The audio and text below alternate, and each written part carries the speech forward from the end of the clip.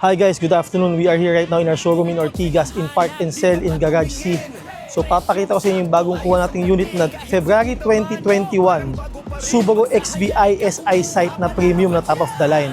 So ang savings mo dito sobrang laki because the original SRP price ito is nasa 1.9 million, almost 2 million siya. So pakita ko sa inyo guys, ito siya.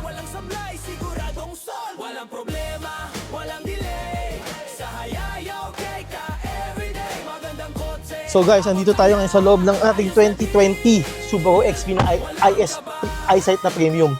So ito yung premium na top of the line. Ito yung almost 2 million pesos ang brand new niya na SRP price way back 2020.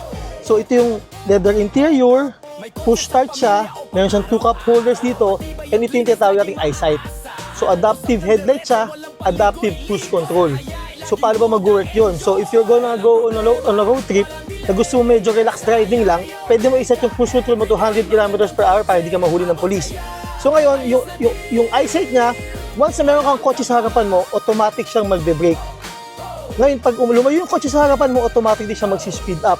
So yun yung isa niya sa features niya. Meron din siyang lane assist, meron din siyang parking assist, at meron siyang 360 degrees camera. So pakita ko sa inyo, ganito siya.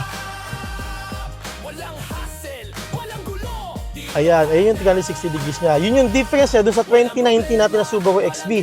Wala pang 360 degrees camera yun. Pero meron din siyang sunroof at meron din siyang push button na handbrake. So itong Subaru XB natin to has 70,110 kilometers. Original po yan, not tampered, money back guarantee po tayo dyan. And 100% not flooded din po.